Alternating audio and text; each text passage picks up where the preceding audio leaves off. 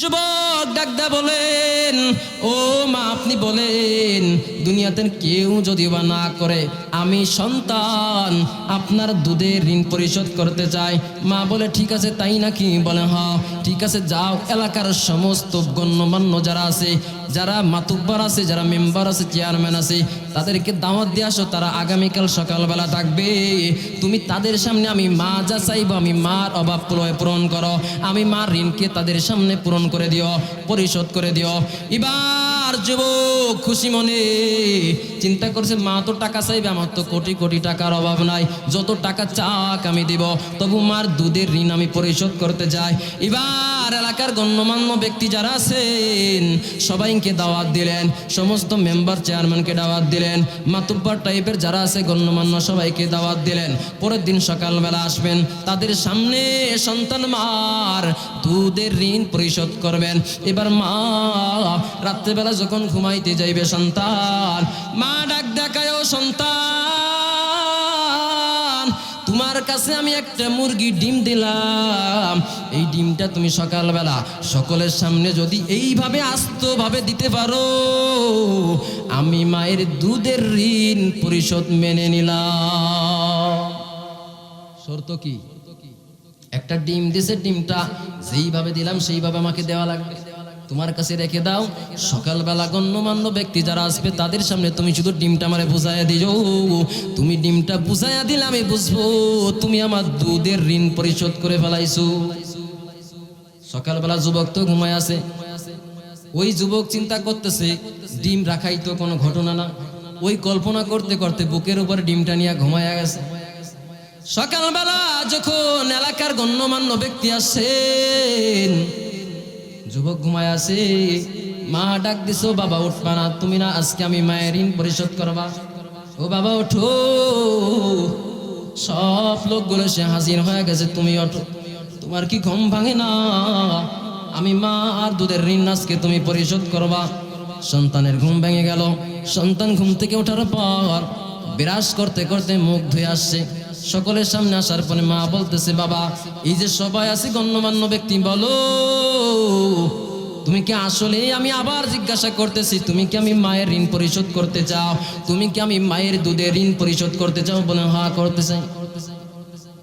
এ যুবক তুমি খেয়াল করে শুনো, মায়ের দুধের ঋণ যে পরিশোধ করা কখনো সম্ভব না, এতটুকু বুঝাইতে গিয়ে এই ঘটনা আমাকে বলতে হচ্ছে। এবার সন্তান বলে, মা বলেন আপনি কি চান?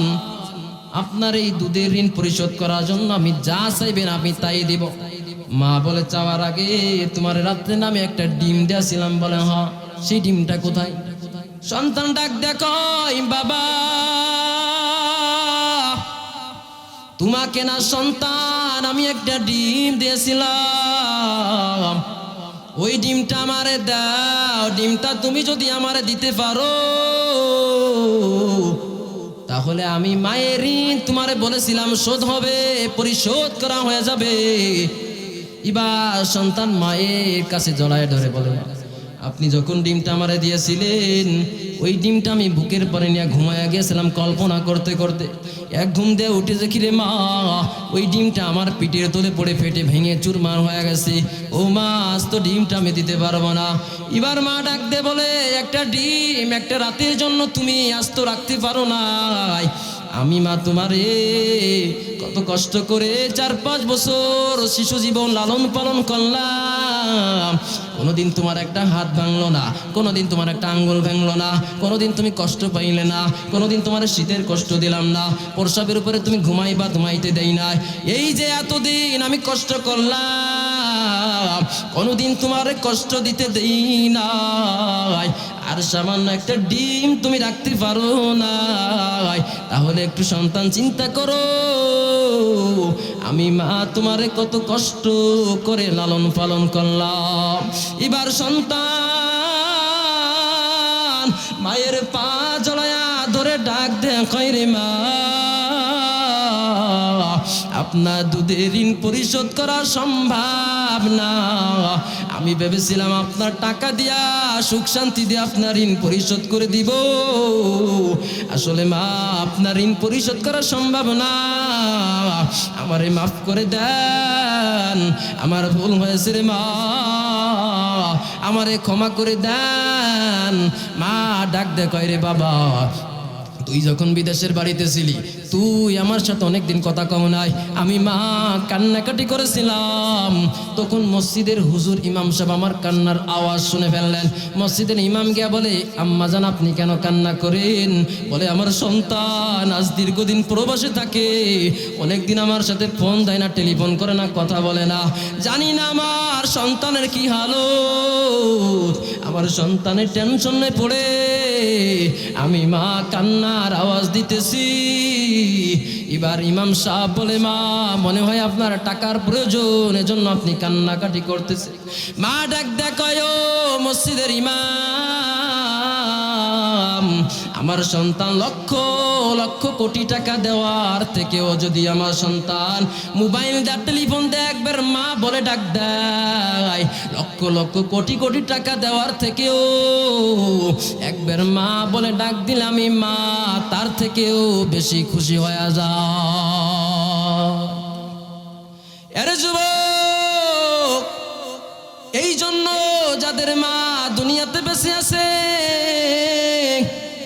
দুনিয়াতে যাদের বাবা এখনো দুনিয়াতে বেঁচে আছেন, ওই মার পাটা জড়ায়া দোয়া চাও, ওই বাবার পাটা জড়ায়া দোয়া চাও।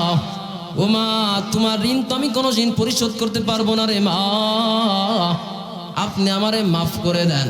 কত সন্তান আছে মা বাবার সাথে বেয়াদবি করে, কত সন্তান আছে এমন পর্যায়ে উগ্রতা দেখায়, যে এমনও সন্তান আছে জমিনে মায়ের উপরে আঘাত করে, এমনও সন্তান আছে বাবার মনে আঘাত দেয়। অনেক যুবকেরা বর্তমান তো নেশায় আসক্ত হয়ে গেছে, নেশা খায়, ইয়াবা খায়, হিরোইন খায়, গাঁজা খায়, সিগারেট খায়, বিড়ি খায়। এইগুলো খাইতে খাইতে ওদের অন্তরটা মরে যায়, ও এক সময় দেখা যায় ওদের মেজাজটাও কড়া হয়ে যায়, ওদের ভিতরে মনুষ্যত্ব মরতে থাকে। এ যুবক, যখন তুমি এইভাবে প্রতিনিয়ত নেশা করবা, এক সময় দেখবা মার সাথে বেয়াদবি করবা, এক সময় বিবির সাথে বেয়াদবি করবা, মই মুরব্বির সাথে বেয়াদবি করবা, এক সময় এলাকার সবাই তোমারে ঘৃণা করবে, মা ঘৃণা করবে, বাবাও ঘৃণা করবে, সন্তানও ঘৃণা করবে। তোমার বিবিও তোমার চই দেখতে পারবে না, তোমার বিবি তোমার তালাক দেয়া চলে যাবে, বাবাও তোমার তেজ্যপুত্র করে দিবে, মাও তোমার দূর দূর করে তাড়াইয়া দিবে। এই জন্য যুবক, এখনো যারা নেশা করো, নেশাটা ছেড়ে দাও। এগুলা তোমার মন মস্তিষ্ক নষ্ট করে ফেলায়, এর দ্বারা কোনো ফায়দা নাই। যদি ফায়দা থাকতো, শুধু তুমি না, তোমার সাথে আমি হুজুরও গাঞ্জা খাইতাম। मकबूल तो है शाहजहां या काबिल तो बहुत है, मकबूल तो है शाहजहां या काबिल तो बहुत है, ऐना के मानिंदे तो नहीं दिल तो बहुत है, ऐना के मानिंदे तो नहीं दिल तो बहुत है। एक चश्म ज़दन गाफिल ज़ा शाह नबाशी, एक चश्म ज़दन गाफिल ज़ा शाह नबाशी, शायद के नगाहे कुनदागाह नबाशी, शायद के नगाहे कुनदागाह नबाशी। ऐ बंदा खुदा चाहोगार उनकी मुलाकात, ऐ बंदा खुदा चाहोगार उनकी मुलाकात, जल्दी से या बैठी सनो हजरत की नसीहत, जल्दी से या बैठी सनो हजरत की नसीहत। এই দুনিয়া মিশে গলে ভাই শুধু আশার খেলা ঘর, চোখ বুঝিলে দেখবি রে মন কি আপনার কে বাপর, কোথা থেকে আগমন কোথা যেতে হবে রে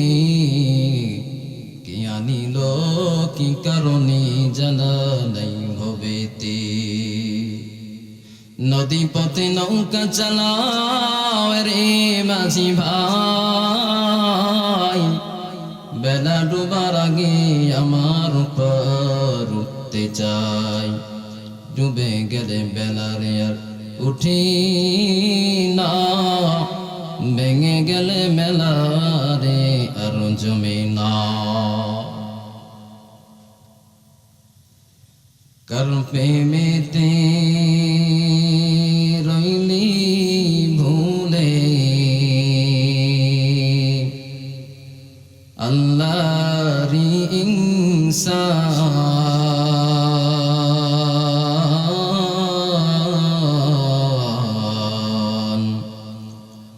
না মানলি ফরমান রে তুই, না মানলি কুরআন, না মানলি ফরমান রে তুই, না মানলি কুরআন। নাম নিশানা নাহি ছিল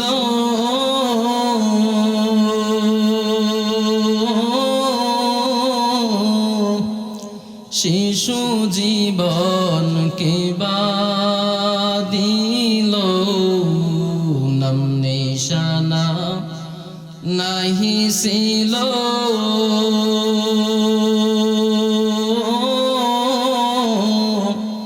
শিশু জীবন কে দিল, কারণ দয়াতে আসলি রে তুই, কারণ দয়াতে আসলি রে তুই, মায়েরি উদর,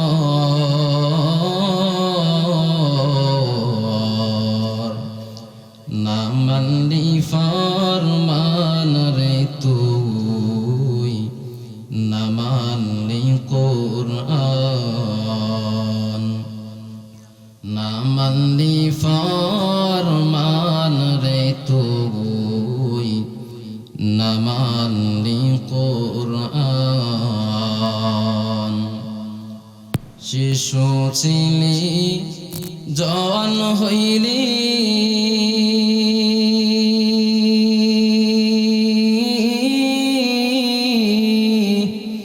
নানা ভাবে সাদ মিটাইলি, শিশু ছিলি জওয়ান হইলি,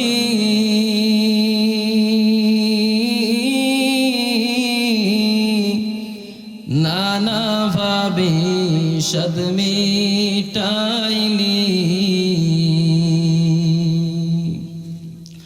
আল্লাহ রাসূল ভুলে রইলি, আল্লাহ রাসূল ভুলে রইলি, আসিয়া ভুবন,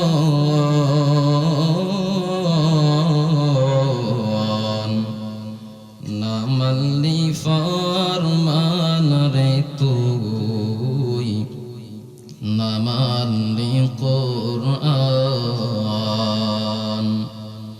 না মানলি ফরমান রে তুই, না মানলি কুরআন।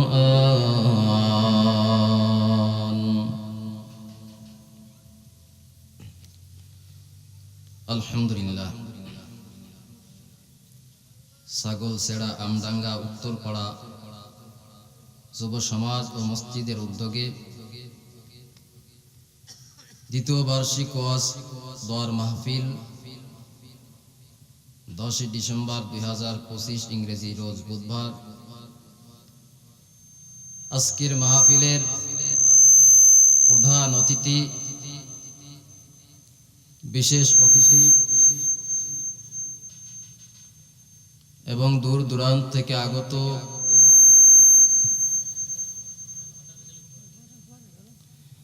আল্লাহ প্রিয়, দিন প্রিয়, মর্দে মুজাহিদ মুসলমান ভাইয়েরা আমার, সর্বোপরি মহা রব্বুল আলামিনের দরবারে শুকর ও সুজুদ যে আল্লাহ রব্বুল আলামিন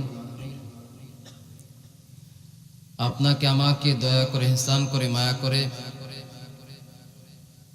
ভালোবেসে আজকের এই জান্নাতি বাগানে আসার বসার এবং কোরআন ও হাদিস থেকে কিছু কথা শোনার তৌফিক দান করেছেন। এজন্য মহা রব্বুল আলামিনের দরবারে কারিমতুল শুকুর যাপন করে চিল্লায় বলি আলহামদুলিল্লাহ। এই যে এত সুন্দর আয়োজন, আপনারা কই গেলেন?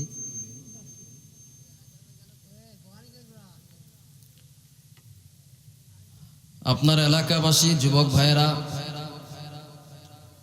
এই যে সকলে মিলে এত সুন্দর আয়োজন করেছেন,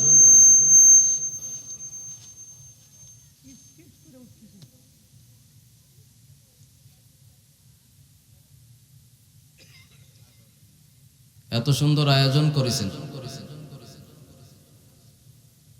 তো এর জন্য আপনারা কি একটু বলবেন খুশি না বেজার? আর একটু আওয়াজ দেওয়া যায় না? খুশির আওয়াজ আসতে হয় না জোরে হয়? বাস্তবেই কি খুশি? আরেকবার বলুন তো, খুশি না বেজার? হাত তুলেন তো কারা খুশি না।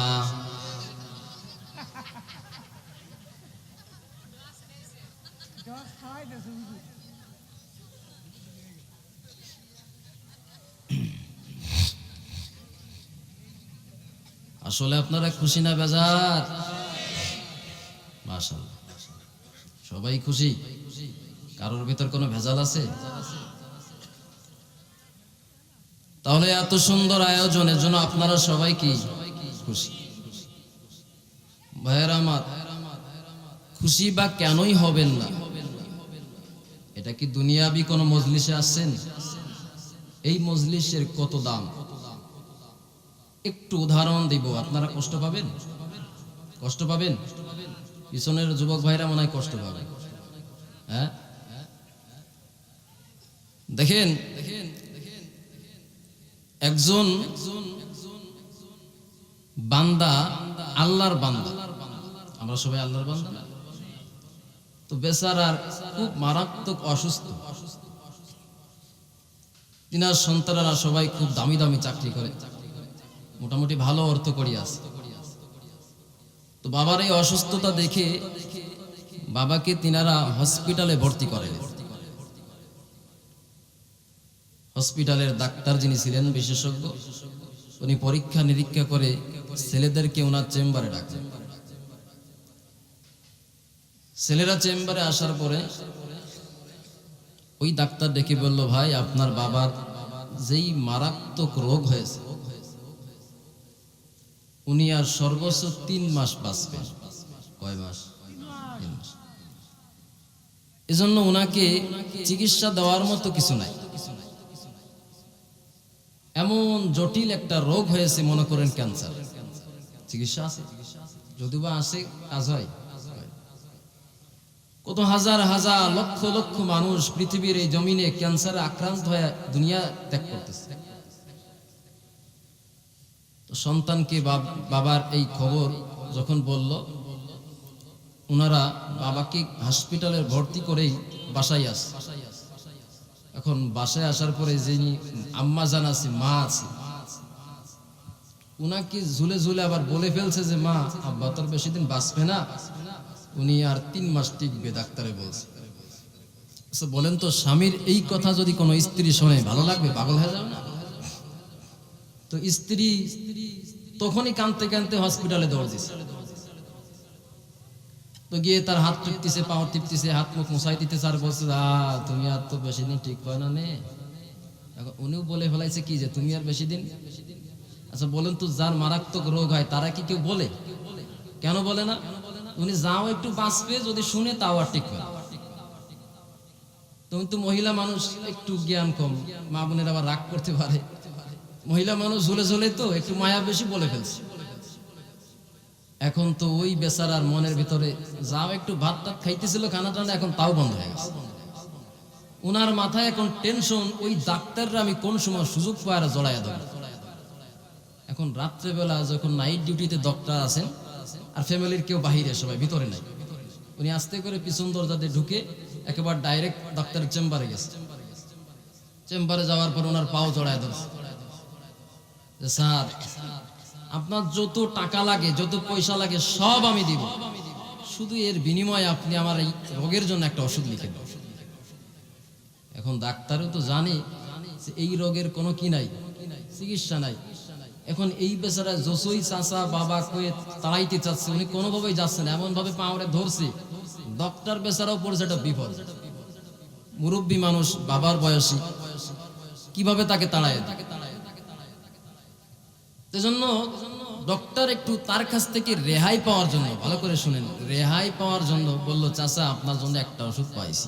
তারা চারিপাশে বেষ্টনী দেন, একেবারে বেষ্টনী দিতে দিতে আকাশ পর্যন্ত চলে যায়। আল্লাহ তাআলা ডেকে বলে, ও ফেরেশতারা তোমরা এইভাবে কেন বেষ্টনী দিতেছো, এত দূর চলে আসছো? বলে আল্লাহ কোরআনে তো, জমিনে তো আপনার কোরআন থেকে আলোচনা হইতেছে। তারা কান্নাকাটি করতেছে, তারা আশা ভয়ের কান্নাকাটি করতেছে। আল্লাহ তাআলা বলে কিসের আশায়? বলে জান্নাত পাওয়ার আশায়। কিসের ভয়ে? বলে জাহান্নামের ভয়ে। ও বান্দা আমি আল্লাহর ভয়ে। আমি আল্লাহরে কি তারা দেখছে? বলে আল্লাহ দেখে নাই।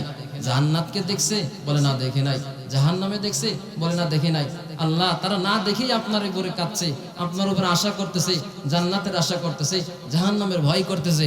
আল্লাহ তাআলা ডেকে বলে, ফেরেশতা সাক্ষী রাখ, যারা আমি আল্লাহকে না দেখে ভয় করছে, জাহান্নামকে না দেখে ভয় করছে, জান্নাতকে না দেখে জান্নাতে যাওয়ার আশা করছে, আমি আল্লাহ তাআলা সাক্ষী থাকো, তাদের জীবনের সব গুনাহ মাফ করে দেব। তাহলে যারা রাস্তাঘাটে ঘোরাঘুরি করতেছে তারা কি ফায়দা পাবে? তারা ভাবতে পারে আমরা মাইকের আওয়াজ তো বাড়িতে বসেই পাচ্ছি, রাস্তায় চা খাইতে খাইতে পাচ্ছি, হ্যাঁ তাহলে যাওয়ার কি দরকার আছে? এখানে শুধু যারা বসবে তারাই পাবে। রাস্তাঘাটে দাঁড়াই বয়ান শুনে এই ফায়দা হবে না, কারণ এখানে বসে যেই মনোযোগ দিয়া শুনবেন ওখানে সেই মনোযোগ হবে না। ভাইয়েরা আমার, আল্লাহ তাআলা বলেন, ওয়াকদা রাব্বুকা আল্লা তা'বুদু ইল্লা ইয়াহু ওয়া বিল ওয়ালিদাইনি ইহসানা। তোমরা একমাত্র আমি আল্লাহ তাআলার ইবাদত করো এবং অন্য কারো ইবাদত না। ইবাদত করব কার? অন্য কারো ইবাদত করা যাবে? পীরের, কোন হুজুরের, কোন আলেমের, কোন হাফেজের, কারোর ইবাদত করা যাবে না। ইবাদত করব কার? এবং 2 নম্বর ওয়াবিল ওয়ালিদাইনি ইহসানা, পিতা মাতার খেদমত করা লাগবে। এটা অর্ডার কার? আল্লাহ, দুনিয়ার কোনো মানুষের না। অর্ডার কার? আমরা তো এই দুনিয়াই ভুলে গেছি, আল্লাহকে ভুলে গেছি, শুধু দুনিয়া নিয়ে লাফালাফি করতেছি। জিন্দেগির সময়টাতে এই সময়টাকেই শেষ করে দিতেছি, দুনিয়ার কাজেই ব্যয় করে দিলাম, কর্ম করতে করতেই সময়টা শেষ করে দিলাম। আখিরাতের কোনো চিন্তা করেছি? আমার জিন্দেগি যে সময় শেষ হয়ে যাইতে চিন্তা করতেছি, শুধু ভাবি যে বয়স বাড়তেছে, আসলে বয়স বাড়ে না, বয়স শেষ হয়। জিন্দেগি তোর যাইরে ফাঁকি দিয়া রে সোনার আদম, জিন্দেগি তোর যাই ফাঁকি দিয়া, জিন্দেগি তোর যাইরে ফাঁকি দিয়া রে সোনার আদম, জিন্দেগি তোর যাই ফাঁকি দিয়া। ও আদম রে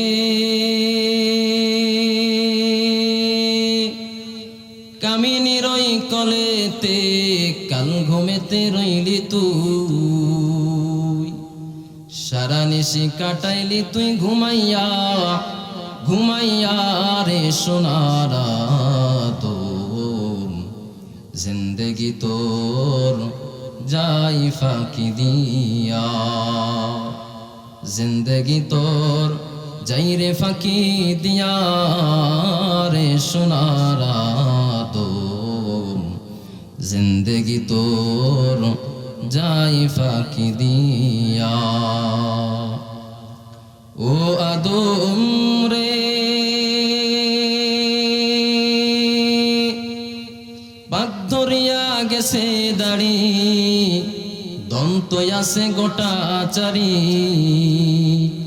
সমন জারি গিয়াছে করিয়ারে সোনারা তুম জিন্দগি তোর যাই ফাঁকি দিয়া, জিন্দগি তোর যাই রে ফাঁকি দিয়া রে সোনারা তুম জিন্দগি তোর যাই ফাঁকি দিয়া।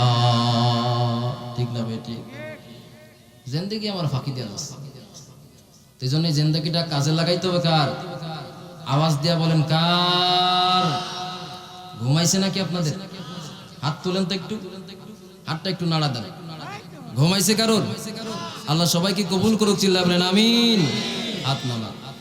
তো এক নম্বরে আল্লাহ তাআলা বলেন যে আমি আল্লাহর ইবাদত করে এবং পিতামাতার খেদমত করো। যুবক ভাইরা, কথা বলা যাবে না, আপনাদের জন্য বয়ান। আজকে পিতামাতার খেদমত নিয়ে কিছু কথা বলছি, কারণ যুবকরা এটা খুব প্রয়োজন। বর্তমান সময়ের যেই হালত, যে অবস্থা। তো দেখেন আল্লাহ তাআলা বললেন পিতামাতার খেদমত করো। তিন ভাই মিলা পরামর্শ করতেছে, পিতামাতারে ভাগ করতেছে। বাবা নাই, মা আছে। তো ছোট ভাই বলতেছে যে ভাই 10 দিন করে আমরা ভাগ করে করে মা বাবার খাইতে দেব। আমি 10 দিন, আপনি 10 দিন, উনি 10 দিন, তাহলে 1 মাস ঘুরবে না? এখন মেজো ভাই বলতেছে না না না, 1 মাস করে খাইতে, আমি 1 মাস দিই, তুমি 1 মাস দাও, তুমি 1 মাস দাও। এখন বড় ভাই বলতেছে না, তোমাদের কারো দেওয়া লাগবে না, আমি পুরা খানা খাইতে দেব। এই বয়ান, এই পরামর্শ আবার চাচাই শুনছে। তো চাচা আসার পরে বলতেছে, বেটা তুমি কি বলদ না? তুমি এই যে একা দায়িত্ব নিলা, মার দায়িত্ব তুমি একা নিলা, কি পরিমাণ তোমার উপর টেনশন পড়বে, পরেশানি পড়বে। ওষুধ কিনে দাও, ডাক্তার দেখাও, খানা খাইতে দাও, পোশাকাদি কিনে দাও, কত অর্থ তোমার বেশি ক্ষয় হবে। যদি 3 জনে মিলা দিতা তাহলে তো কম কম হইত। ওই বড় ভাই ডেকে বলে, চাচা আমার মা কি আমার ছোটবেলায় ভাগ করেছিল? বলে না। আমার মা কি আমারে কোনো কিছু ভাগ করে দিছে, কাপড় ভাগ করে দিছে? বলে না। তো মায়ের তো যদি ভাগ না করে দেয়, আমি কেন মায়ের ভাগ করবো? চিল্লা এখন সুবহানাল্লাহ। মা তো আমি যখন জন্মগ্রহণ করেছি, ভূমিষ্ঠ হয়েছি, 30 মাস আমার দুধ খাওয়াইছে, কোন তো ভাগ করে নাই, তো আজকে কেন ভাগ করবে? ভাইরা আমার, এজন্য আল্লাহ তাআলা বলেন ওয়াবিল ওয়ালিদাইনি ইহসানা। ও বান্দা, তোমরা আমি পিতামাতাকে তোমরা খেদমত করো। পিতামাতা তোমাদের জন্য রহমত, তোমরা পিতামাতার খেদমত বেশি বেশি করো। আল্লাহ তাআলার অর্ডার, পিতামাতার খেদমত কর। 1 নম্বরে আমি আল্লাহর ইবাদত করবা যেমনি সত্য, 2 নম্বরে পিতামাতার খেদমত করবা তেমনি সত্য। কারণ পিতামাতা তোমার উপরে যদি খুশি হয়, আমি আল্লাহ তোমার উপরে খুশি। পিতামাতা যদি তোমার উপরে বেজার হয়, আমি আল্লাহ তোমার উপরে বেজার। ও মুসলমান ইমানদার, আল্লাহর গোলাম, এজন্য যাদের মা বাবা এখনো বেঁচে আছে, বাড়িতে যাওয়ার পরে তাদের কাছে মাপ চাওয়া লাগবে কি লাগবে না? আওয়াজ দিয়ে বলেন লাগবে কি লাগবে না? পিতামাতা কষ্ট করলেন, দুনিয়াতে নিজে ভালো না খাইয়া সন্তানের জন্য অর্থটারে জমাই করলেন। পিতামাতা তোমার জন্য সারাটা জিন্দেগির সময়টাকে ব্যয় করে দিলেন। নিজে না খাইয়া তোমাকে খাওয়াবার চেষ্টা করেছেন। মা নিজে ঘুমায়, তুমি পাশে ঘুমাও। তুমি যখন প্রস্রাব করে দিছো, মা তোমার প্রস্রাবের মধ্যে ঘুমাইয়া তোমাকে সুন্দর জায়গায় ঘুম পাড়াইয়া দিছে। আপনার সাথে একটু কথা বলতে চাই, আপনি একটু আমার কাছে আসবেন। এবার ওই ব্যক্তিরা যখন এই বান্দার কাছে আসলেন, আলেমের কাছে আসলেন, আলেম ডাক দেখায়, ও বাবাজি আপনি আমার একটু বলবেন, আপনি যে ইংরেজিতে ভিক্ষা করতেছেন, আসলে কি কারণে ভিক্ষা করতেছেন একটু আমারে বলেন। ওই ব্যক্তি ডাক দেখায়, আমি ভিক্ষা করতেছি এটা খুশি মনে না, আমি ভিক্ষা করতেছি পেটের দায়, বড় পেটে ক্ষুধা। বলে আপনার কি সন্তান নাই? বলে সন্তান আছে। আপনার কি তারা কি গরিব? বলে না, গরিব না। সন্তানও আছে, গরিব না, চাকরি করে, কিন্তু আপনারা কেনই বা খানা খাইতে দেয় না, কেন কষ্ট দেয়? ওই বেচারা ডাক দেয়া বলে, কি বলবো যুবক ও আলেম, আমার সন্তানদেরকে কষ্ট করে আমি লালন পালন করেছিলাম, আমি তাদেরকে কষ্ট করে পড়ালেখা করাইলাম, কষ্ট করে তাদেরকে বড় বড় চাকরি ডিগ্রি অর্জন করাইলাম, আমি ছিলাম স্কুলের মাস্টার, আমি তাদেরকে কষ্ট করে পড়ালেখা করাইলাম, মানুষের মতো মানুষ বানাইলাম। মানুষ হওয়ার পর এখন আমি যখন গরিব হয়ে গেছি, আমার যখন ইনকাম নাই, টাকা পয়সার সোর্স নাই, তারা ঢাকার শহরে এক এক জায়গায় এক একজন ফ্ল্যাট নিয়ে বিবিরে নিয়ে আরামে বসবাস করে। আমি যখন 17 সন্তানের বাসায় যাইতাম, ছোট সন্তান কিছুদিন থাকার পর বিবির চালাকিতে, বিবির কথা কটুক্তি কথা শোনার পরে সন্তান আমারে ডাক দেয়া কয়, ও বাবা আপনি একটু মেজো ভাইয়ের বাসায় যান, কিছুদিন পর আপনি আবার আমার বাসায় আসবেন। আমি যখন মেজো সন্তানের বাসায় গেলাম, মেজো সন্তানের বাসায় যাওয়ার পর একটু কিছুদিন থাকার পরে দেখি সন্তানও যেন কেমন কেমন করে। কয়েকদিন পরে ডাক দেয়া কয়, ও বাবা আপনি কিছুদিন বড় সন্তানের কাছে থেকে আসেন। বড় সন্তানের বাসায় যখন গেলাম, বড় সন্তানও আমার দেখি কিছুদিন পরে কেমন কেমন যেন করে, শুধু এই বাসা থেকে সেই বাসা, ওই বাসা থেকে ওই বাসা, এইভাবে চিল্লাইতে চিল্লাইতে আর দৌড়াইতে দৌড়াইতে আমি মুরব্বী মানুষ, বড় কষ্ট হয়, বড় আঘাত পেয়ে গেলাম। এরে বাবা এই জন্য মনের কষ্টে আর সন্তানদের বাসায় আমি যাই না, নিজে কামাই করি, কিন্তু কামাই করার মতো শক্তি তো আমার ভিতরে নাই। আমি কষ্ট করে মানুষের দুয়ারে দুয়ারে গিয়া ভিক্ষা করি। তোমার যদি মন চায় তুমি আমারে কিছু ভিক্ষা দিতে পারো। দেখছেন তো সন্তানদের কত শিক্ষিত বানাইলো। এক একজন বড় বড় পোস্টে চাকরি করে, বড় অঙ্কের অর্থ কামাই করে, কিন্তু এখন মা বাবা বোঝা হয়ে গেছে। এই জন্য ও যুবক, এখনো হয়তোবা আপনি বুঝতেছেন না, যখন এই মা বাবা থাকবে না তখন বুঝবেন মা থাকার না থাকার কত কষ্ট। বাবা যখন থাকবে না তখন বুঝবেন বাবা না থাকার কত কষ্ট। এই যে কালকের কথা বলি, হালি খবর, কালকে আমার চাচা হঠাৎ করে স্ট্রোক হয়ে ইন্তেকাল হয়ে গেল। এর আগের দিন আমি প্রায় রংপুর থেকে মাহফিল করে বাসায় আসছি রাত্রেবেলা, হঠাৎ করে ফোন দিছে আমার ছোট ভাই, দেখি কান্নার আওয়াজ দিতেছেন রে বাবা। আমি তো ভয়ে টেনশন, কারণ আমার মা বাবা এখনো বেঁচে আছে। আমি ভয় করলাম মনে হয় আমার মার কিছু হয়ে গেল নাকি, আমি আরেকটু টেনশন করলাম আমার বাবার কিছু হয়ে গেল নাকি। আমি ডাক দেখো, ও ভাই কি হয়েছে বলো, বাবার আর কিছু হইল নাকি, মার কিছু হইল নাকি? ছোট ভাই ডাক দে বলেন, না বাবার কিছু হয় নাই, মার কিছু হয় নাই রে ভাই, আমাদের অমুক চাচা দুনিয়া থেকে স্টক হয়ে বিদায় হয়ে গেল। অথচ তার বয়স অল্প কিছুদিন, মনে হয় 50 বছর। উনি একজন সরকারি চাকরিজীবী, সরকারি চাকরি করে। উনি একজন ক্যাপ্টেন মানুষ, বাড়িতে বাসায় আসছিল বেড়াইতে, বাসায় বেড়াইতে সে হঠাৎ করে গিয়েছিল ওনার বিয়েই বাড়িতে বেড়াইতে, ওখান থেকে ভালো মন্দ খাইছে, খাওয়ার পরেই দেখে বুকের ভিতরে কেমন যেন একটু চিনচিন চিনচিন করে ব্যথা হয়। উনি ওখান থেকে বাসায় আসছেন, বাসায় আসার পর উনি ওখানে বাসায় আবার ভালো মন্দ একটু খাইছে, খাওয়ার পরে মোটামুটি এশার নামাজের পর থেকে ওনার বুকে ব্যথা, ঘরের ভিতরে ঘুমায় আছে, কাউকে বলে নাই, বিবিরে বলে নাই, সন্তানরে বলে নাই। উনার সন্তানও একটা আবার বিজিবি বিডিআর যাকে বলে, উনার সন্তানও তখন বেড়াইতে আসছে, সন্তানরেও কিছু বলে নাই।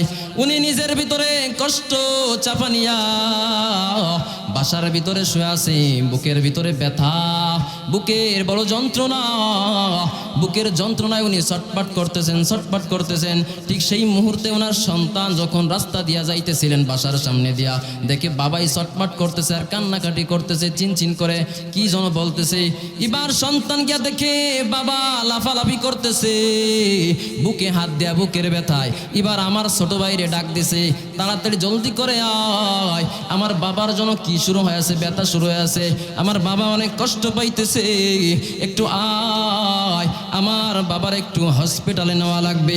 ওই যে হসপিটালে নিছে, কিন্তু আল্লাহর কি হাসর, আল্লাহর কি মহিমা, ওই হসপিটালে নিতে নিতে জায়গায় ব্রেক হয়ে গেছি। তাহলে বলেন তো, মৃত্যু কি আপনারে বলে কয়ে আসবেনি? সময়ের কোনো গ্যারান্টি আছে? ইযা জা আজালুহুম লা ইস্তাখিরুনা সাআতাও ওয়া লা ইস্তাকদিমুন। মৃত্যু যখন এসে যাবে, এক সেকেন্ড আগেও হবে না, এক সেকেন্ড পরেও হবে না, সময় মতো তোমার গ্রেফতার করে ফেলা। এই চাচা মারা যাবার আগে সন্তানের কাছে কোনো ভালোবাসা পাই নাই, বিবির কাছে কোনো ভালোবাসা পাই নাই। এখন মারা গেছে, বিবিও কান্দে, সন্তানও কান্দে, ছেলেও কান্দে, মেয়েও কান্দে, ফ্যামিলির অন্যান্য আত্মীয় স্বজন কান্নাকাটি করে। বলেন তো এখন কান্নাকাটি করে কোনো লাভ আসেনি? সময় থাকতে সময়ের মূল্যায়ন করো না, অতএব এখন কান্নাকাটি করে কোনোদিন বাবা পাওয়া যাবে না।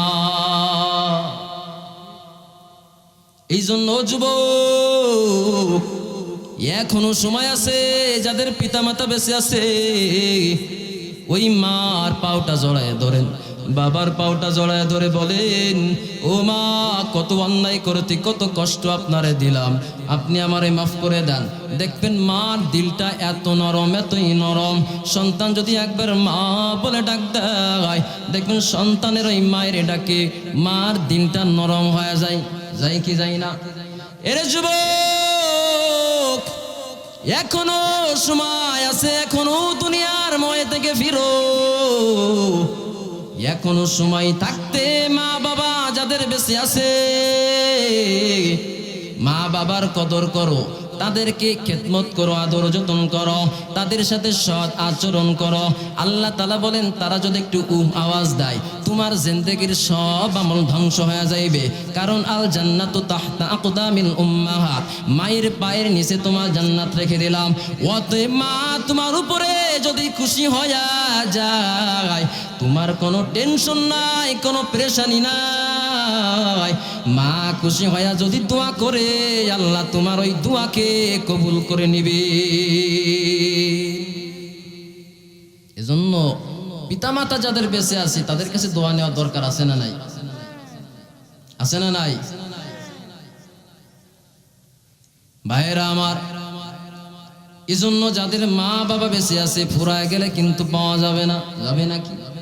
যদি বলেন হুজুর আমি কোটি টাকার মালিক, মারে আমি আবার টাকা দিয়ে ফিরে আনবো, বলেন তো ফিরানো সম্ভব নাকি? সম্ভব? কোন প্রধানমন্ত্রী পারবে? প্রেসিডেন্ট পারবে? মনে হয় বারাক ওবামা পারবে, ট্রাম্প পারবে, কেউ পারবে? জো বাইডেন মনে হয় পারবে নাকি? পারবে? কেউ পারবে না, কারণ আল্লাহ ধরে না। কিন্তু আল্লাহ যদি ধরে, কিন্তু আর ছাড় দেয় না। পিতামাতা তোমার ভিতরে রাখলো, তুমি কোনো খেদমত করো নাই, তুমি তাদের সাথে সদাচরণ করো নাই, তাদের সাথে গালিগালাজ দিল। ও যুবক, এখন মা যখন দুনিয়া থেকে বিদায় হয়ে যাবে, বাবা যখন দুনিয়া থেকে বিদায় হয়ে যাইবে, হাজার চিৎকার দিলে পারেও, হাজার টাকা পয়সার মালিক থাকলেও বাবা মারে তুমি আর ফিরাইতে পারবে না। মা বাবার যারা খেদমত করে, আল্লাহ তাআলা কয়েকটা তাদের জন্য রহমত দেয়। যেমন 1 নম্বর রহমত, মার যারা খেদমত করবে মা খুশি হয়ে যাইবে। মা যদি তার জন্য দোয়া করে, আল্লাহ তাআলা তার 1 নম্বর হায়াত বাড়ায়া দিবেন। চিল্লাকান সুবহানাল্লাহ। এক ব্যক্তি মায়ের কাছ থেকে বিদায় নিছে, রে মা আপনি একটু দোয়া করেন, আমার গার্মেন্টস ছুটি হইলে আপনার কাছে আসবো ঈদের বাজার করিয়া।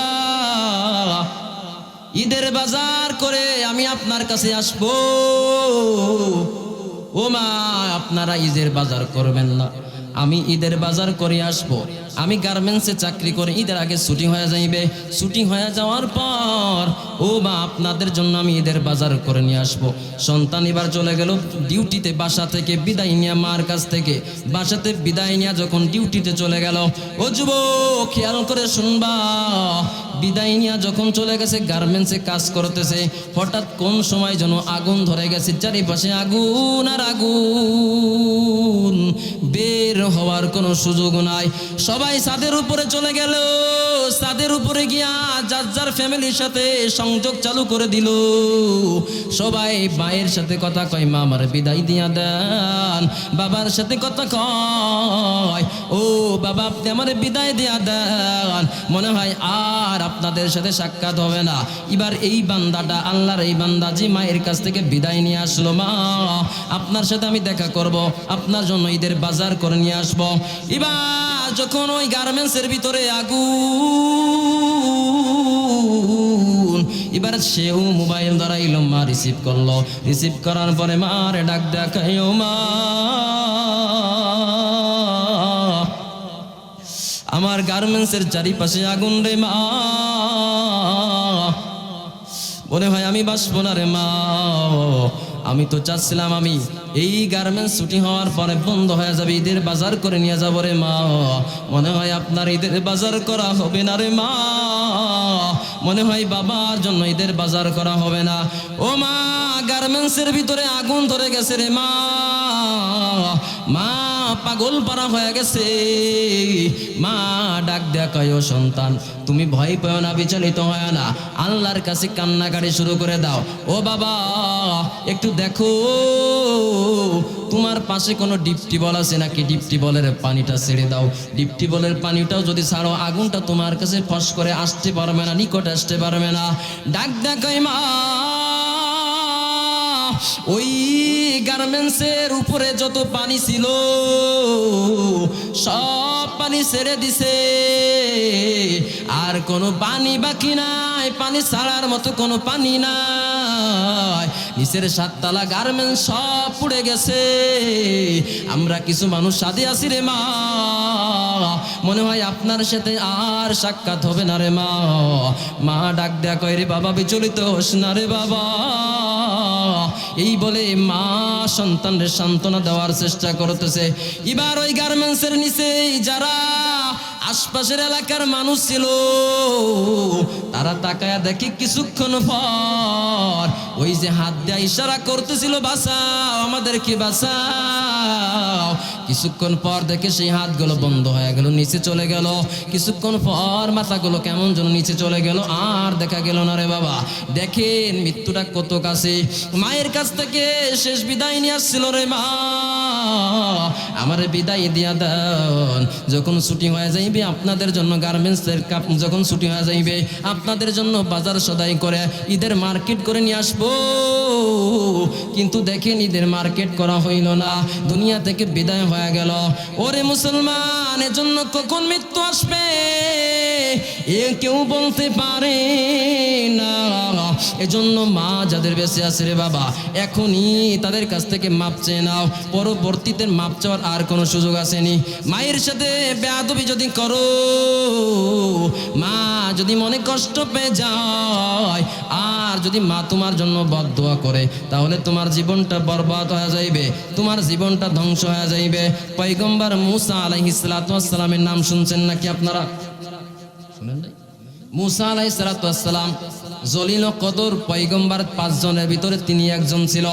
আসমানি কিতাব 104 খানা আল্লাহ দিয়েছেন, 104 খানা কিতাবের ভিতরে 4 খানা ছিল বড় কিতাব। এই 4 খানার ভিতরে বড় কিতাবের একটা কিতাব পেয়েছে পয়গম্বর মুসা আলাইহিস সালাতু ওয়াস সালাম। এই মুসা পয়গম্বর আল্লাহর সাথে সরাসরি তুর পাহাড়ে কথা কইতেন। তো একদিন কথা বলতে গেছে, হাদিসের কিতাবের ভিতরে আছে, বিভিন্ন কিতাবের ভিতরে আছে পয়গম্বর মুসা 3500 বার আল্লাহর সাথে সরাসরি কথা বলছে। চিল্লা কোন সুবহানাল্লাহ। এবার পয়গম্বর যখন গেছেন কথা বলার জন্য, আল্লাহর কাছে ডাক দেখায়, ও দয়ার মালিক, আপনি তো আমার জলিল কদর পয়গম্বর হিসাবে দুনিয়াতে পাঠাইছেন, ও আসমানি 4 খানা কিতাব তার ভিতরে একটা সুন্দর সবথেকে বড় কিতাব আমার দান করেছেন। ও আল্লাহ, আমি একটু জানতে চাই, আমি মারা যাবার পর জান্নাতে যে থাকবো, আমার জান্নাতের সঙ্গে কে হবে, আমি একটু জানতে চাই। আল্লাহ তাআলা ডাক দেয় বলে, ও মুসা, তুমি যদি এই কথাটা জানতে চাও তোমার সাথে সঙ্গী কে হবে, তোমার বন্ধু কে হবে জান্নাতের মতো, এই কথা তুমি যদি জানতে চাও, যাও তুমি অমুক বাজারে গিয়া দাঁড়াও, দেখো ওখানে এক কসাই আছে, এই কসাই তোমার বন্ধু হবে, তোমার সাথী হবে। কি হবে? কসাই চিনেন? গরুর গোশত কুপায় না, তিনি কে? কসাই। পয়গম্বর মুসা মেজাজটা বলে গরম, আমি একজন পয়গম্বর, সাধারণ কোন পয়গম্বর না, বরং রসুল। এবার আসেন, রসুল আর নবীর পার্থক্যটা আপনারা জানেননি? রসুল যার মাঝে কিতাব নাজিল হয়েছে তাকে বলে রসুল। নবী বলা হয় যার উপরে কিতাব নাজিল হয় না, পূর্ববর্তী নবীর কিতাব দ্বারা যে আল্লাহর মানুষের সামনে দ্বীনের দাওয়াত দেয় তাকে বলে নবী। রাসূল বলা হয় তাকে যার উপরে কিতাব নাজিল হয়েছে। তো পয়গম্বর মুসা আলাইহিস সালাতু ওয়াস সালাম একজন রসুল ও নবী, আমাদের রসুল ও নবী মুহাম্মদ রাসূলুল্লাহ, তেমনি ভাবে পয়গম্বর মুসাও ছিলেন রসুল ও নবী। তিনি ডাক দেখায়, ও দয়ার মালিক, আমি এমন একজন রসুল ও নবী, আর আপনি জান্নাতের ভিতরে আপনি নাকি রাখছেন আমার বন্ধু হবে একজন কসাই, যার গায়ে দিয়ে গরুর গন্ধ কয়, যার শরীর দিয়া খাসির গন্ধ কয়, কি বলে না, গোস্তের একটা গন্ধ আছে না, তো এমন একজনকে আপনি আমার জান্নাতে বন্ধু রাখলেন, কিছুই তো বুঝি না রে আল্লাহ, কি ব্যাপার, আপনি এমন একজন বান্দারে কেন আমার সাথী হিসাবে রাখলেন? আল্লাহ ডাক দেখো, ও মুসা, তুমি যদি এই কথাটা জানতে চাও, তুমি অমুক বাজারে গিয়ে দাঁড়াও, নিজেই পরীক্ষা করে দেখো তোমার সাথে সে বন্ধুত্ব কেন হবে। এবার চলে গেলেন অমুক বাজারে খোঁজ নেওয়ার জন্য, দেখি আমার পয়গম্বরের বন্ধু কে হবে, এমন কি আমল করেছেন যেই আমলের কারণে আমি রসুল এবং নবীর বন্ধু হবে জান্নাতের ভিতরে। এবার উনি ওই বাজারে গিয়ে দাঁড়াইছেন, বাজারে দাঁড়াবার পর দেখেন ওই যে কসাই আছে তিনি সারা দিন কষ্ট করেছেন, গরু জবাই দিলেন আল্লাহর নামে, গরু ছিলাইলেন আল্লাহর নামে, গোস্তগুলো টুকরা টুকরা করলেন আল্লাহর নামে জিকির করে, সব যখন বিক্রি শেষ, লাস্টে অল্প একটু গোস্ত নিয়ে উনি বাড়িতে রওনা হলেন। এবার ওই পয়গম্বর মুসা আলাইহিস সালাতু ওয়াস সালাম ওই ব্যক্তি কসাইয়ের সাথে রওনা দিলেন, পিছনে পিছনে গোপনে গোপনে দেখার জন্য, দেখি কি ব্যাপার, কি এমন আমল সে করে যে আমলের কারণে আল্লাহ তাআলা এমন উচ্চ শান তাকে দান করেছেন যে আমি রসুল এবং পয়গম্বরের সাথে জান্নাতের ভিতরে থাকবে।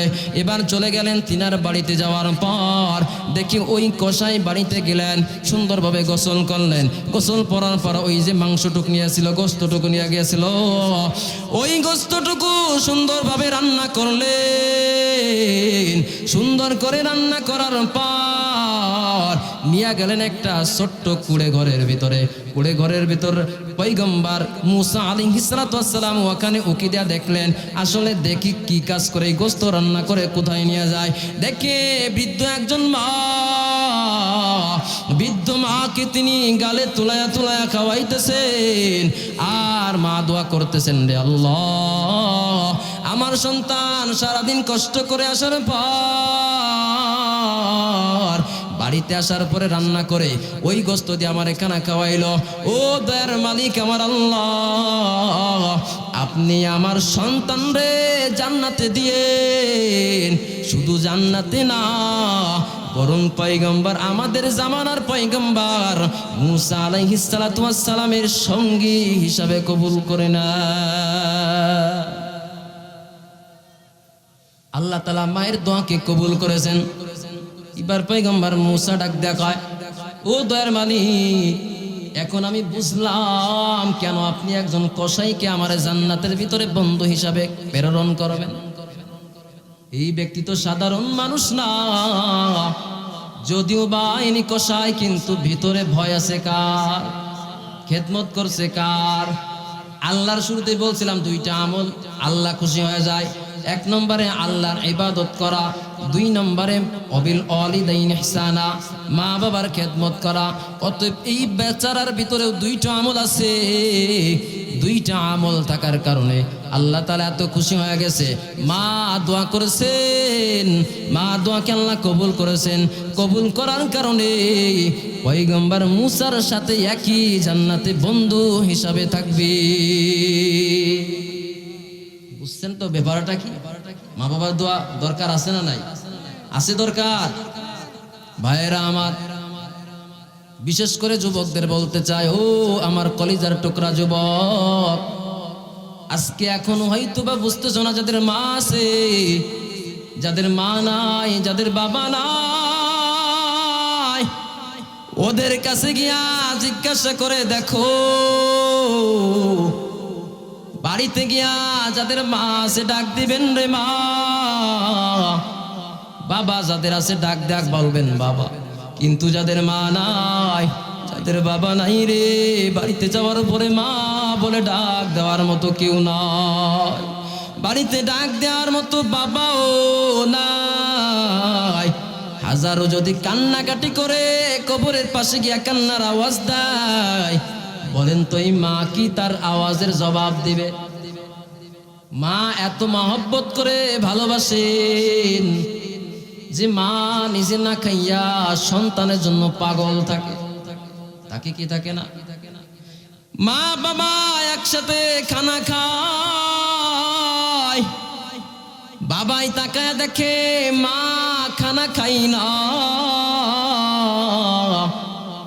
বাবাই ডাক ডাক করে, ও স্ত্রী আমার, বাড়িতে মেহমান আসছে, সবাই খানা খায়, আমিও খাই, কিন্তু তুমি কেন খানা খাও না? মা ডাক দিয়ে বলে, আমার সন্তান ঢাকার শহরে আছে, ও ওখানে কি খায় আমি জানি না, মেসে খায়, মেসের খানা তো তেমন ভালো হয় না। মা ওই সন্তানের কথা টেনশন করে মা খাইতে পারে না, আমার সন্তান ভালো কিছু খাইতে পারে না, আমি মা কেমনে খাইব? মা ডাক দেখায়, ও স্বামী আপনি খান, আমি এই পিঠাটা, আমি এই ভালো জিনিসটা উঠায় রাখি, আমার সন্তান আসলে আমার সন্তানরে আমি দিব, সে খাইবে, সে যদি খায় আমি মায়ের খানা খাওয়া হয়ে যাবে। আরে যুবক, এই জন্য যাদের মা দুনিয়াতে বেঁচে আছে, দুনিয়াতে যাদের বাবা এখনো দুনিয়াতে বেঁচে আছেন, ওই মার পাটা জড়ায়া দোয়া চাও, ওই বাবার পাটা জড়ায়া দোয়া চাও, ও মা তোমার ঋণ তো আমি কোনো ঋণ পরিশোধ করতে পারবো না রে মা, আপনি আমারে মাফ করে দেন। কত সন্তান আছে মা বাবার সাথে বেয়াদবি করে, কত সন্তান আছে এমন পর্যায়ে উগ্রতা দেখায়, যে এমনও সন্তান আছে জমিনে মায়ের উপরে আঘাত করে, এমনও সন্তান আছে বাবার মনে আঘাত দেয়। অনেক যুবকেরা বর্তমান তো নেশায় আসক্ত হয়ে গেছে, নেশা খায়, ইয়াবা খায়, হিরোইন খায়, গাঁজা খায়, সিগারেট খায়, বিড়ি খায়, এইগুলো খাইতে খাইতে ওদের অন্তরটা মরে যায়, ও এক সময় দেখা যায় ওদের মেজাজটাও কড়া হয়ে যায়, ওদের ভিতরে মনুষ্যত্ব মরতে থাকে। এ যুবক, যখন তুমি এইভাবে প্রতিনিয়ত নেশা করবা, এক সময় দেখবা মার সাথে বেয়াদবি করবা, এক সময় বিবির সাথে বেয়াদবি করবা, মই মুরব্বির সাথে বেয়াদবি করবা, এক সময় এলাকার সবাই তোমার ঘৃণা করবে, মা ঘৃণা করবে, বাবাও ঘৃণা করবে, সন্তানও ঘৃণা করবে, তোমার বিবিও তোমার চোখ দেখতে পারবে না, তোমার বিবি তোমার তালাক দেয়া চলে যাবে, বাবাও তোমার তেজ্যপুত্র করে দিবে, মাও তোমার দূর দূর করে তাড়াইয়া দিবে।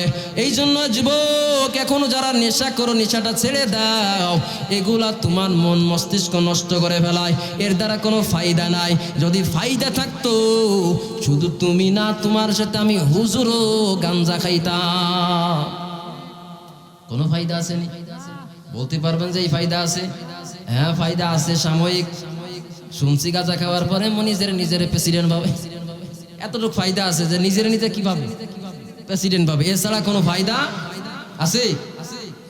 এক সময় মার মনে কষ্ট দেয়া দেয়, মার মনে আঘাত করে, মা তার প্রতি অখুশি হয়ে যায়, বাবা তার প্রতি অখুশি হয়ে যায়, বউ এক সময় তার প্রতি অখুশি হয়ে যায়, দেখবেন রাস্তাঘাটে যারা দুর্ঘটনায় মরে, মরে না, গাড়ি অ্যাক্সিডেন্টে কেউ মরে, পানিতে পড়ে মরে, আগুনে পড়ে যারা মরে যায়, শুনে রাখবেন, একটু খোঁজ নিয়ে দেখেন, এদের অবশ্যই মার সাথে বেয়াদবি করছে, আর না হয় বাবার সাথে বেয়াদবি করছে। বাবার সাথে যারা বেয়াদবি করবে, মার সাথে যারা বেয়াদবি করবে, এরাই গাড়িতে অ্যাক্সিডেন্ট হয়ে মরবে। দেখবেন বেশিরভাগ যুবক ও যুবক মোটর সাইকেল অ্যাক্সিডেন্ট করে, হুন্ডা নিয়ে অ্যাক্সিডেন্ট করে, গাড়ির তলে চলে যায়, একেবারে জায়গায় ব্রেক হয়ে যায়। দেখবেন এইগুলোর মেজাজ অগ্র, গাড়ি চালায় অগ্র, মায়ের সাথে কথা কয় অগ্র, বাবার সাথে কথা কয় অগ্র। মা যদি বলে ডানে যাও, বায়ে যে বসে থাকে, বাবাই যদি বলে অমুক লাইনে যায়, ও আর এক লাইনে বসে থাকে। এই জন্য এমন অগ্র এক সময় হয়, যদিও বা মা বাবা বদদোয়া না করেন, কিন্তু মা বাবার মনে কষ্ট দেওয়ার কারণে আল্লাহ তাআলা দুনিয়াতেই ওর অপমৃত্যু দেয়া দেয়। এই জন্য যুবক ভাই যারা আছো, এখন থেকে গাঁজা খাওয়া বাদ দাও, এখন থেকে সিগারেট বিড়ি খাওয়া বাদ দাও, এখন থেকে মদ হিরোইন খাওয়া বাদ দাও, ইয়াবা যত কিছু আছে, যত হারাম খাওয়া আছে সবগুলো ছেড়ে দাও, নেশা করা ছেড়ে দাও, মা বাবার দোয়া নাও, মুরব্বীদের দোয়া নাও, আলেম ওলামার সাথে ইমামের সাথে সম্পর্ক বাড়ায়া দাও। দেখবেন আল্লাহ তাআলা আপনার রিজিকের ভিতরে বরকত দেয়া দিবেন, দেখবেন আপনার হায়াতের গ্যারান্টি আল্লাহ দেয়া দিবে, সমস্ত দুর্ঘটনা থেকে হেফাজত করবেন কে? এই জন্য আমাদের ভিতর তো আদব কায়দা উঠে গেছে, মার সাথেও যেমন বেয়াদবি করে, বাবার সামনেও তেমনই বেয়াদবি করি, মই মুরব্বী দেখলে তাদের সাথেও বেয়াদবি করি, মসজিদের ইমাম, আলেম, ওলামা, মাদ্রাসার মুফতি সাহেব সকলের সাথে বেয়াদবি করি। এই জন্য এমন এক পর্যায়ে আছে, এদের দিলটা আল্লাহ মেরে দেয়, এদের কলবের মধ্যে মোহর মেরে দেয়। সুম্মুন বুকমুন উমিয়ুন লা ইয়ারজিউন, এদের কিছু বললেও শোনে না, বয়ান করলেও তারা মানে না, যা করার ওরা তাই করে, মনে করে এটাই সত্য, এটাই হক। কিন্তু যেদিন মারা যাইবা, দেখবা সব দুনিয়া বৃথা, কিছুই তোমার কাজে আসবে না। এ যুবক, একটু আওয়াজ দিয়ে বলবেন, মা বাবার ঋণ কি আপনি পরিশোধ করতে পারবেন? কোনোদিন পরিশোধ করা যায়? একটা সন্তান বিদেশের বাড়িতে থাকে, বাড়িতে আসার পর মাকে ডাক দিছেন, ও মা, আমি তো আপনার দুধ পান করে বড় হয়েছি, মানুষের মতো মানুষ হইলাম রে মা। ও মা, দুনিয়াতে কোনো সন্তান মায়ের দুধের ঋণ পরিশোধ করতে পারে না। ও মা, কিন্তু আমি আপনার ঋণ পরিশোধ করতে চাই, বলেন কেমনে করব? আপনি যেইভাবে বলবেন আমি সেইভাবে আপনার ঋণ পরিশোধ করব। একটু আপনার আওয়াজ দিয়া বলেন, মা বাবার দুধের ঋণ কি কোনোদিন পরিশোধ করা যায়? এই ঘটনা বলার আগে মাঝখানে একটু কথা বলি, কেন করা যায় না? নবীজির কাছে একজন বেদুইন সাহাবা, বেদুইন সাহাবা বুঝেন মানে গ্রাম্য লোক, নবীজির দরবারে আসলেন। নবীজিকে ডাকতে বলে, ইয়া রাসূলুল্লাহ, আমি খেদমত করব কার? নবী বললেন, তোমার মা। আবার জিজ্ঞাসা হলো, তোমার আমি খেদমত করব, তারপরে কার? নবী বলে, তোমার মা। আবার জিজ্ঞাসা করলো, নবী কার? বলে, তোমার মা। চতুর্থবার যখন বলেছেন, তখন পয়গম্বর বলেছেন, তোমার বাবার। তিনবার মায়ের কথা বলেছেন, লাস্টে চতুর্থবার বাবার কথা বলেছেন। কেন বলেছেন? কারণ তিনটা কঠিন ধাপ একমাত্র মা বহন করে, বাবা বহন করে না। কয়টা ধাপ? এক নম্বরে 10টা মাস 9.5 মাস পেটে রাখছেন কি? বলেন তো, কোনো পুরুষ মানুষ পারবেনি? কোনো বাবা পারবে? কোনো পীর বাবা পারবে? প্রধান কোনো বিচারক পারবে? একমাত্র পারে কে? মা পারে। এই জন্য মা যেহেতু পারে, বাবা পারেন, এই জন্য প্রথমে নবী বলছেন তোমার মা। দ্বিতীয়বার কেন বললেন? দ্বিতীয়বার মা তোমার যখন দুনিয়াতে ভূমিষ্ঠ করে পাঠাইলেন, তুমি যখন জন্মগ্রহণ করে দুনিয়াতে আসলা, বলুন তো এই যে কষ্ট, এই কষ্ট কি বাবাই ভাগ নাই? আরো জোরে ভাগ নাই? একমাত্র মা নাই। এই জন্য দ্বিতীয়বার নবী বলছেন তোমার মা। তৃতীয়বার নবী মায়ের কথা কেন বলেছেন? কারণ তৃতীয়বার মা যে 30 মাস 2.5 বছর আপনারে দুধ পান করাইছেন, কোন বাবার ক্ষমতা নাই আপনারে দুধ পান করানো। এজন্য এটাও বলছে বাবা, এরপরে যখন মানুষ লালন পালন করতে হয় দুইজনের সমন্বয় গঠিত, ঠিক না বেটি? এজন্য চতুর্থবার বাবার কথা বলেছেন, 3 বারের বার মার কথা বলার পরে চতুর্থবার বাবার কথা বলেছেন। এই জন্য যেই কথা বলতেছিলাম, মার ঋণ কোনোদিন পরিশোধ করা যায় না। যুবক ডাকদা বলেন, ও মা আপনি বলেন, দুনিয়াতে কেউ যদি বা না করে, আমি সন্তান আপনার দুধের ঋণ পরিশোধ করতে চাই। মা বলে ঠিক আছে তাই নাকি? বলে হ্যাঁ ঠিক আছে, যাও এলাকার সমস্ত গণ্যমান্য যারা আছে, যারা মাতুব্বার আছে, যারা মেম্বার আছে, চেয়ারম্যান আছে, তাদেরকে দাওয়াত দিয়ে আসো, তারা আগামীকাল সকালবেলা থাকবে। তুমি তাদের সামনে আমি মা যা চাইবো, আমি মার অভাব পূরণ করো, আমি মার ঋণকে তাদের সামনে পূরণ করে দিও, পরিশোধ করে দিও।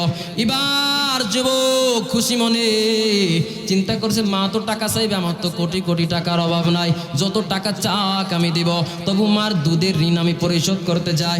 এবার এলাকার গণ্যমান্য ব্যক্তি যারা আছেন সবাইকে দাওয়াত দিলেন, সমস্ত মেম্বার চেয়ারম্যানকে দাওয়াত দিলেন, মাতুব্বার টাইপের যারা আছে গণ্যমান্য সবাইকে দাওয়াত দিলেন। পরের দিন সকালবেলা আসবেন, তাদের সামনে সন্তান মার দুধের ঋণ পরিশোধ করবেন।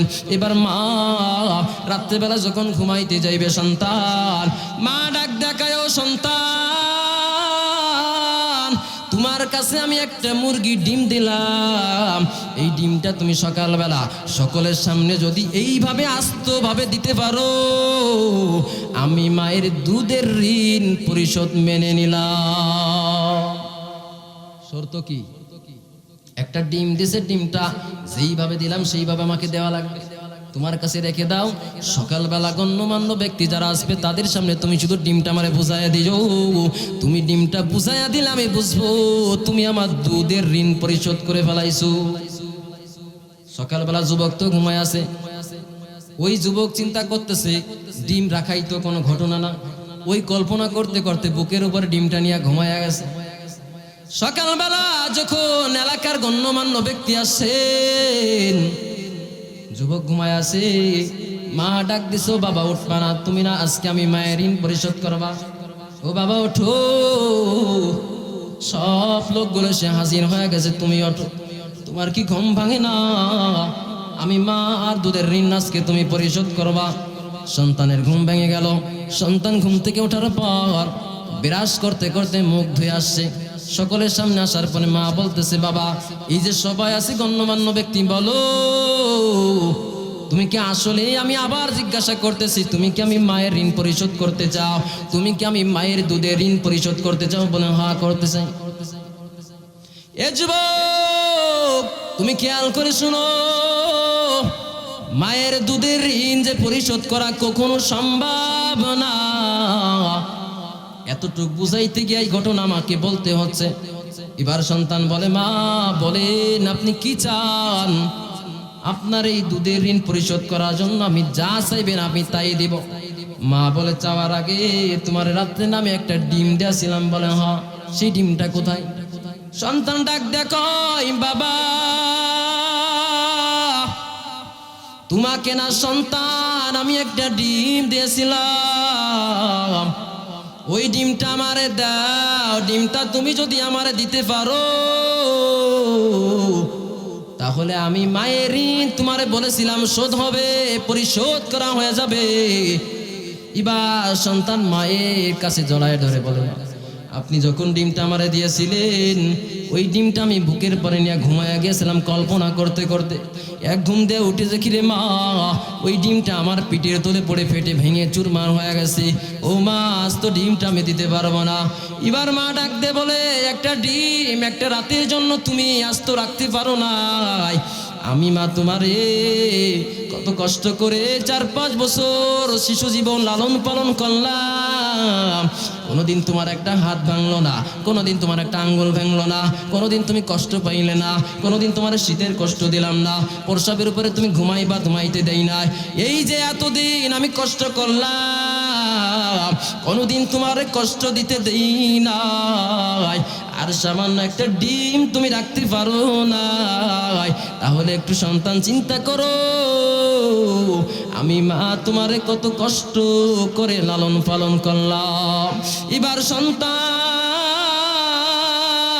মায়ের পা জড়ায়া ধরে ডাক দে, কয় রে মা, আপনার দুধের ঋণ পরিশোধ করা সম্ভব না। আমি ভেবেছিলাম আপনার টাকা দিয়া সুখ শান্তি দিয়ে আপনার ঋণ পরিশোধ করে দিব, আসলে মা আপনার ঋণ পরিশোধ করা সম্ভব না, আমারে মাফ করে দেন, আমার ভুল হয়েছে রে মা, আমারে ক্ষমা করে দেন। মা ডাক দে, কয় রে বাবা, তুই যখন বিদেশের বাড়িতে ছিলি তুই আমার সাথে অনেকদিন কথা কও নাই, আমি মা কান্নাকাটি করেছিলাম, তখন মসজিদের হুজুর ইমাম সাহেব আমার কান্নার আওয়াজ শুনে ফেললেন। মসজিদের ইমাম গিয়া বলে, আম্মা জান আপনি কেন কান্না করেন? বলে, আমার সন্তান আজ দীর্ঘদিন প্রবাসে থাকে, অনেকদিন আমার সাথে ফোন দেয় না, টেলিফোন করে না, কথা বলে না, জানি না আমার সন্তানের কি হালত, আমার সন্তানের টেনশনে পড়ে আমি মা কান্নার আওয়াজ দিতেছি। এবার ইমাম সাহেব বলে, মা মনে হয় আপনার টাকার প্রয়োজন, এজন্য আপনি কান্নাকাটি করতেছেন। মা ডাক দেখায়, মসজিদের ইমাম, আমার সন্তান লক্ষ লক্ষ কোটি টাকা দেওয়ার থেকেও যদি আমার সন্তান মোবাইল দেয়, টেলিফোন দেয়, একবার মা বলে ডাক দেয়, লক্ষ লক্ষ কোটি কোটি টাকা দেওয়ার থেকেও একবার মা বলে ডাক দিলে আমি মা তার থেকেও বেশি খুশি হয়ে যায়।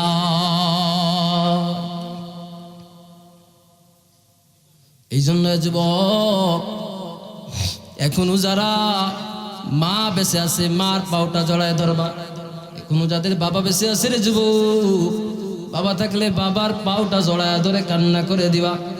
মার মনে কখন না জানি কষ্ট দিয়েছ, বাবার মনে না জানি কখন যেন কষ্ট দিয়েছ, এজন্য মার কাছে দোয়া নাও, বাবার কাছে দোয়া নাও, তাদের হাতে পায়ে ধরে যখন বলবেন, দেখবেন মা আপনারে মাফ করে দিবেন, বাবা আপনারে মাফ করে দিবেন, কারণ মা নামটা এত মধুর, বাবা নামটা এত মধুর, যার সন্তান নাই সে বুঝে না মা ডাকটা বাবা ডাকটা কতই না মধুর। এই জন্য রে যুবক, মা থাকলে মার কাছে মাফ চাও, বাবার কাছে মাফ চাও। আজকে মা যাদের নাই বলতে পারেন, হুজুর আমরা কার কাছে মাফ চাইব? ও যুবক, মায়ের কবরের কিনারায় গিয়া দাঁড়াইয়া, বাবার কবরের কিনারায় দাঁড়াইয়া মার কাছে মাফ চাও, বাবার কাছে মাফ চাও।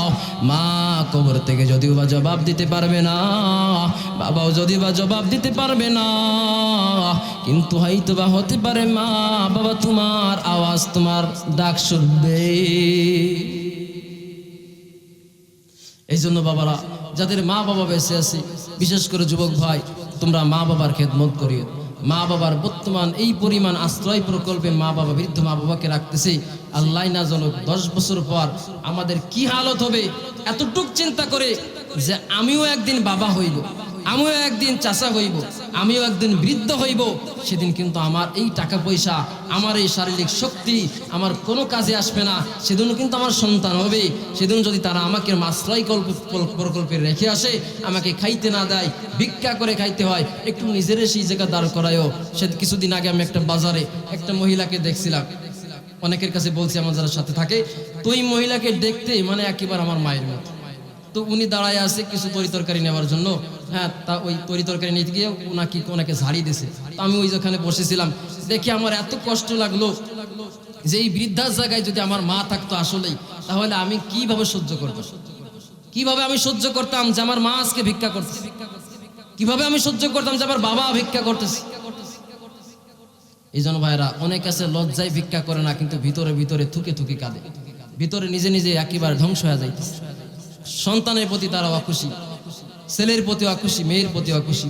এই জন্য যুবক ভাইরা, বিশেষ করে তোমরা মা বাবার খেদমত করবা। দুইটা ওসিহাত করে যাই, 1 নম্বরে মা বাবার খেদমত করো, 2 নম্বরে নেশা জাতীয় যা কিছু আছে এগুলো ছেড়ে দাও।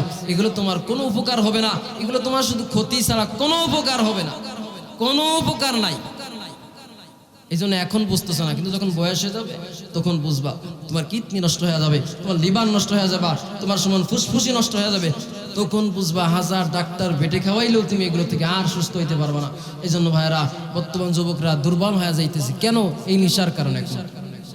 নেশার কারণে আজকে যুব সমাজ ধ্বংস হয়ে যাইতেছে। যেহেতু এই মাহফিলের সাথে যুবকরা আছো, এই জন্য হাতে পায়ে ধরে বলে যাই বাবা, আর তোমরা এই ইয়াবা ফিয়াবা যেগুলো নেশা জাতীয় আছে এগুলো ছেড়ে দাও বাবা, এগুলো কিছুই তোমাদের সাথে যাবে না, সব কিছু ছেড়ে দাও। আমার বয়সী যারা ভাইয়েরা আছো তাদেরকেও বলতেছে এগুলো ছেড়ে দাও, এখন থেকে তওবা করো। আল আন, যে এখনই আমি তওবা করলাম আল্লাহ, এই মজলিস থেকে, তোমার এই জান্নাতের বাগান থেকে, তোমার এই কোরআনী মজলিস থেকে, ওলামায়ে কেরামের জবান থেকে, আল্লাহ কোরআনী কথা শুনে আল্লাহ আমি এখন থেকে তওবা করলাম, আমি আর জীবনে তওবা করলাম, আর জীবনে কোনো গুনাহ করব না, আর জীবনে আমি নেশা করতে কিছু খাবো না, আমি দাড়িটা রেখে দেবো, দাড়িটা কাটবো না, ছাটবো না, মা বাবার মনে কষ্ট দিব না। এখন থেকে তওবা করেন। খাটিয়ে দিলে অনেকে আছে যে এখন না, একটু পরে করবারে, এই পরেই গেলে সে আপনার জীবন শেষ হয়ে যাবে, পরে আর হবে না। এই জন্য এখনই চেষ্টা করেন, এখনই তওবা করেন যে এখন থেকে যতদিন বাঁচবো মা বাবার খেদমত করব, নেশা করব না, সমস্ত অন্যায় ছেড়ে দেব, সমস্ত মানুষের মনে কষ্ট দেওয়া ছেড়ে দেব, দাড়িটার লম্বা করে দেব। ভাই আমরা পারবো না ইনশাল্লাহ? হাত উঁচা করি, হাত উঁচা করি, পিছনে ভাইরা হাত উঁচা করি। আল্লাহ তাআলা আমাদের সবাইকে কবুল করুক, চিল্লায় বলেন আমিন। আল্লাহ তাআলা আমাদের সকলকে, আল্লাহ মা বাপ যাদের বেঁচে আছে খেদমত করা তৌফিক দান করুক, আমিন। সমস্ত নেশা জাতীয় যা আছে সবকিছু ছেড়ে দেওয়া তৌফিক দান করুক, আমিন।